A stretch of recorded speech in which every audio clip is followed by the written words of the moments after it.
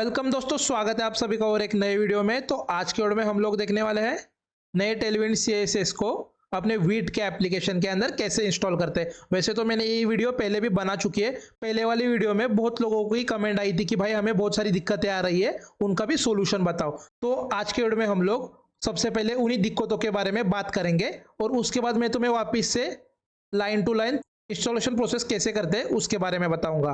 तो चलो, सबसे पहले ना मैंने लास्ट टाइम तुम्हें ये वाला कुछ एरर दिखाया था। जो अभी अभी लेटेस्ट टेलविंड सीएसएस को इंस्टॉल कर रहे हैं पुराने मेथड से, उन्हें कुछ ऐसा एरर देखने को मिल रहा है। ध्यान से देखना ये एरर, थोड़ा जूम कर लेता हूं।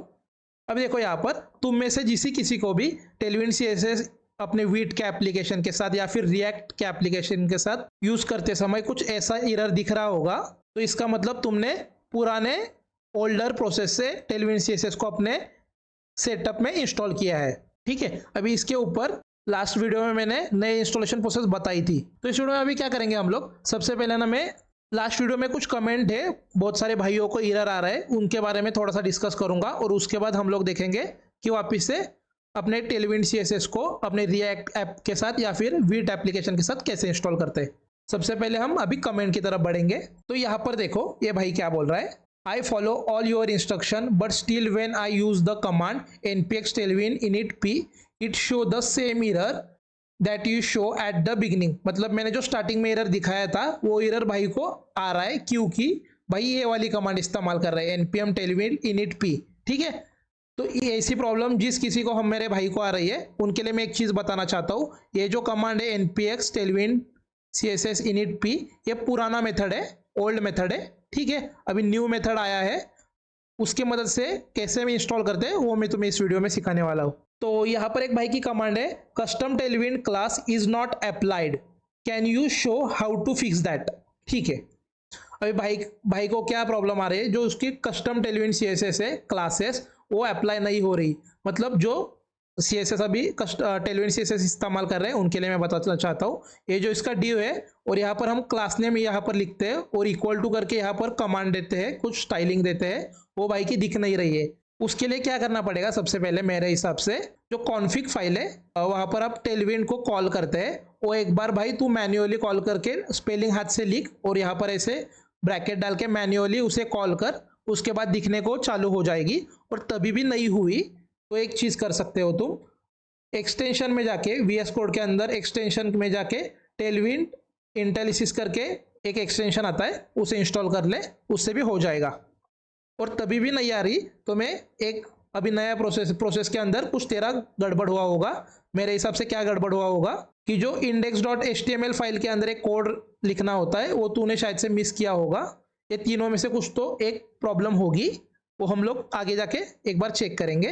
और एक चीज भाई ध्यान दे, main.jsx फाइल के अंदर, main.jsx फ्रंट एंड की बात कर रहा हूँ, main.jsx के अंदर ये जो तेरा कमांड है ब्राउजर राउटर, और यहाँ पर तेरा ब्राउजर राउटर क्लोज हो रहा है और इसके अंदर ऐप को तूने कॉल किया होगा यहाँ पर।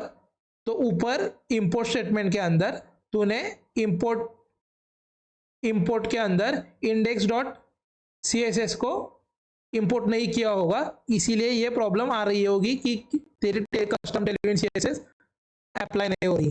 तो ठीक है भाई, तो यहाँ पर समझ में नहीं आया होगा तो कोई बात नहीं, मैं तुम्हें वापस से जब मैं इंस्टॉलेशन प्रोसेस वापस से अभी दिखाऊंगा उस टाइम पे तुझे अच्छे से बताऊंगा। तो यहाँ पर देखो एक भाई की वापस से एक बार कमेंट आई हुई है, I am getting error when run the command npm run dev fail to the load config from wait config। ठीक है, और उसके बाद उसे कुछ error when starting dev server, इस तरह से कुछ एरर आ रहा है भाई को। इसका मतलब क्या है भाई लोग, मैं तुम्हें एक बात बताता हूँ। जब तुम एक फोल्डर क्रिएट करते हो और वहां पर तुम कमांड रन करते हो npm run dev, तो यहाँ पर कुछ ऐसे पाथ आते हैं। पाथ मतलब यहाँ पर तुम्हारा कुछ नाम होगा, तुम्हारे ड्राइव के अंदर तुम्हारा डेस्कटॉप होगा एग्जांपल पकड़ो, या फिर डाउनलोड फोल्डर होगा, उसके अंदर एक फोल्डर होगा, उसके अंदर फोल्डर होगा और उसके अंदर तुम्हारी वीट के एप्लीकेशन एग्जाम्पल पकड़ो चालू है। तो एक बार तुम्हारे पाथ चेक कर लो कि बराबर से तुमने टर्मिनल खोला है क्या, टर्मिनल के अंदर बराबर से तुमने पाथ खोला है क्या। तो इस पाथ में कुछ एरर होगा, मतलब क्योंकि तुमने बराबर यहाँ पर पाथ नहीं डाला होगा तो ऐसा एरर आने के चांसेस है। तो एक बार भाई अपना पाथ चेक कर ले, क्योंकि उसे वीट.config वाली फाइल है ना वो मिल नहीं रही है। ठीक है, यहाँ पर एक एरर आ रहा है, specific module not be found. ठीक है, ये क्यों हो रहा है? क्योंकि उसे ये फाइल मिल नहीं रही। ये फाइल क्यों नहीं मिल रही है? क्योंकि तूने एग्जाम्पल पकड़, यहाँ पर तेरा कुछ प्रोजेक्ट फाइल का अंदर नाम दिया होगा और उसके अंदर जाके तुझे npm run dev, उस फोल्डर के अंदर जाके तुझे npm run dev command run करनी है, ना कि उसके बाहर। ठीक है, वो कैसे करते हैं अभी इंस्टॉलेशन प्रोसेस में मैं तुम्हें अच्छे से बताऊंगा। तो चलो ये सब एरर को हम लोग अभी सॉल्व करने वाले हैं अच्छे से, तो एकदम स्क्रैच से एप्लीकेशन बनाएंगे। तो दोस्तों यहाँ पर देखो, अभी हम चालू करने वाले हैं इंस्टॉलेशन प्रोसेस। ठीक है, तो यहाँ पर देखो मैं आ चुका हूँ यहाँ पर वीट एप्लीकेशन के अंदर। तो यहाँ पर हम जाएंगे सबसे ऊपर गाइड के अंदर, या फिर गेट स्टार्ट के ऊपर क्लिक करेंगे। तो यहाँ पर देखो हम गाइड के अंदर आए हैं। यहाँ पर जैसे ही मैं नीचे स्क्रॉल करूंगा, यहाँ पर एक npm वाली कमांड है, npm वीट@latest। ठीक है, तो यहाँ पर देखो वीट एक सबसे पहले तो बंडल है। वैसे तो बहुत सारे बंडल आते हैं, वीट एक बहुत ज्यादा पॉपुलर बंडल है। इस बंडल की मदद से हम लोग रिएक्ट एप्लीकेशन इंस्टॉल कर सकते हैं। वैसे तो रिएक्ट एप्लीकेशन इंस्टॉल करने के दो मेथड है, एक तो किसी भी बंडल्स की मदद से तुम रिएक्ट एप्लीकेशन इंस्टॉल कर सकते हो, और दूसरी अपना जो नॉर्मल है क्रिएट रिएक्ट ऐप के मदद से यहाँ पर तुम लोग रिएक्ट ऐप इंस्टॉल कर सकते हो। दोनों भी सेम प्रोसेस है, पर देखो यहाँ पर हर एक चीज के अपने अपने अलग फायदे होते हैं। इसलिए मैं तो पर्सनल फेवरेट करता हूँ वीट एप्लीकेशन, और इंडस्ट्री में भी बहुत ज्यादा वीट एप्लीकेशन का यूज होता है। तो सबसे पहले मैं यहाँ पर ये जो हमारी कमांड है npm create react vip, इसे यहाँ से कॉपी करूंगा। यहाँ पर मैं क्या करूंगा, एक नया फोल्डर क्रिएट करूंगा जिसे मैं नाम दूंगा इंस्टॉल। ठीक है, अभी इस इंस्टॉल फोल्डर को मैं यहाँ पर ड्रैग करके अपने VS कोड के अंदर खोल लेता हूँ। चलो अब मैं कंट्रोल और बैक टिक दबा के यहाँ पर टर्मिनल खोल लेता हूँ। मैं थोड़ा सा फोकस मोड में आ जाऊँ, कुछ चीजें बताने वाला हूँ। अभी देखो यहाँ पर लेफ्ट साइड के अंदर, यहाँ पर हम लोग है हमारे इंस्टॉल फोल्डर के अंदर, और यहाँ पर भी देखो, यहाँ पर मेरे फाइल का पूरा पाथ आया हुआ है। यहाँ पर जो मेरा यूजर के अंदर, ये जो मेरा नाम है उसके अंदर, वन ड्राइव के अंदर, यहाँ पर डेस्कटॉप के अंदर इंस्टॉल फोल्डर है, इसके अंदर हम अभी है। तो इसके अंदर मुझे इंस्टॉल फोल्डर के अंदर मुझे अभी क्रिएट रिएक्ट ऐप यहाँ पर बनानी है।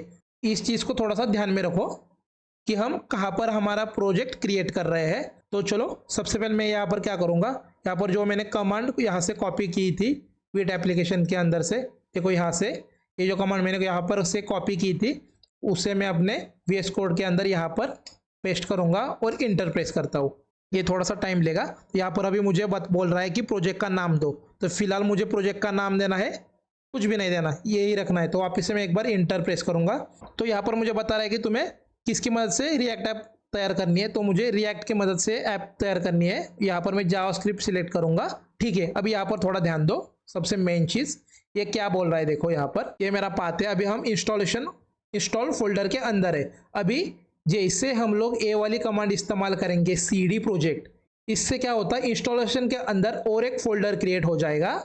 यहाँ पर हमारा इंस्टॉल फोल्डर है, उसके अंदर और एक फोल्डर क्रिएट होगा, उसे हम नाम देंगे वीट प्रोजेक्ट। ठीक है, इस कमांड से ये चीज होती है, ये ध्यान में रखो, और इसके अंदर हम लोग बाकी के प्रोसेस करेंगे।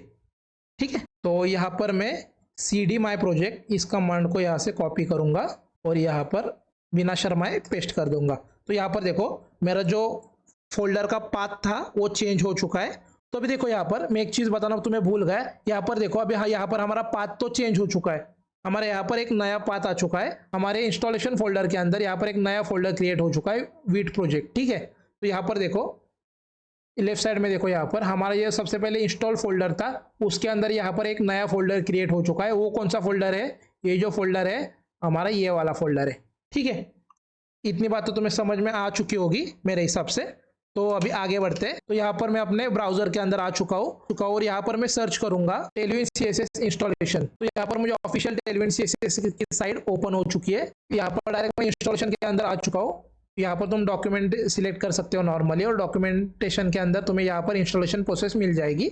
तो यहाँ पर क्या बोल रहे हैं, देखो सबसे पहले ये देख रहे हो इंस्टॉलेशन टेलविन CSS। उसके लिए क्या करना पड़ेगा तुम्हें, सबसे पहले ये जो कमांड है npm install tailwind @वीट, इसे कॉपी करो, अपने VS कोड के अंदर आ जाओ और यहाँ पर माई वीट प्रोजेक्ट के अंदर क्या कर रहा हूँ, देखो इंस्टॉलेशन के अंदर नहीं, माई वीट प्रोजेक्ट के अंदर जो हमने प्रोजेक्ट का नाम दिया था, इसके अंदर इसे मैं यहाँ पर पेस्ट करूंगा और इंटर प्रेस करूंगा।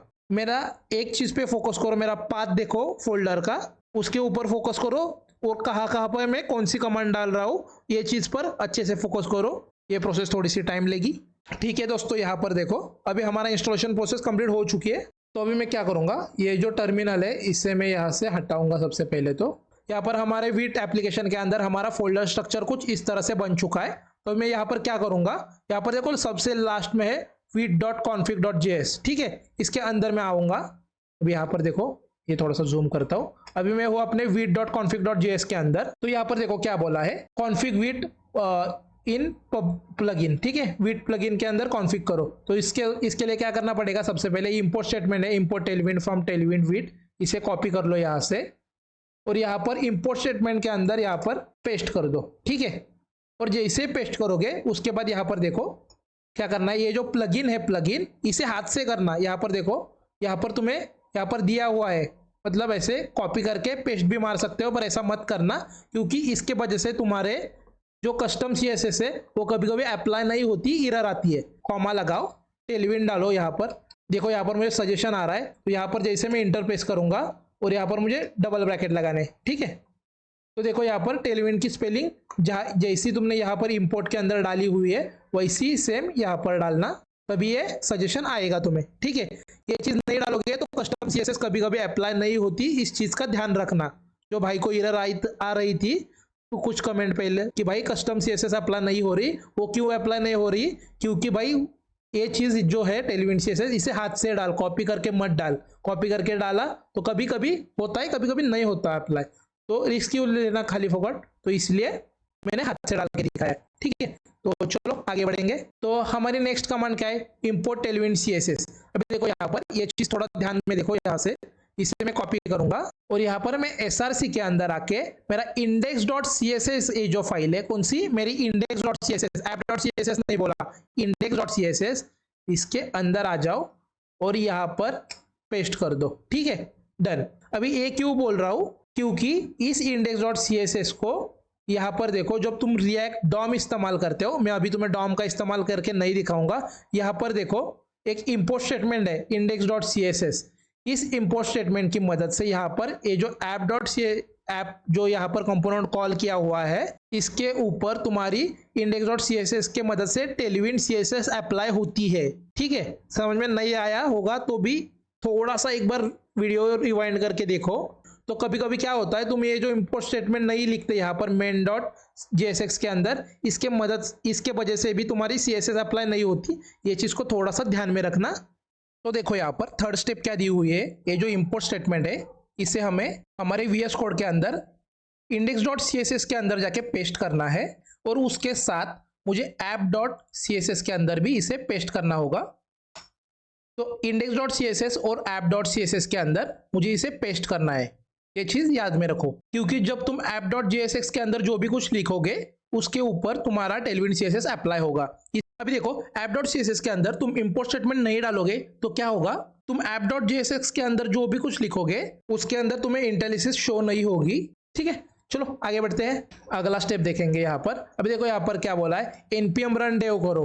उससे पहले मैं एक चीज़ बताना चाहता हूँ, ये देखो यहाँ पर HTML फाइल के अंदर हमें ये जो चीज़ है link.href इसे हमें यहाँ से कॉपी करना है और यहाँ पर मैं अपने वीट एप्लीकेशन के अंदर आ चुका हूँ। यहाँ पर हमारी index.html एक फाइल है, उसके अंदर हेडर के अंदर क्या बोल रहा हूँ मैं, ये जो हमारा हेडर है, हेडर के अंदर या हेडर के अंदर एक नया लाइन यहाँ पर करो और वहाँ पर ये चीज़ पेस्ट कर दो, कहीं पर भी करो पर हेडर के अंदर करो।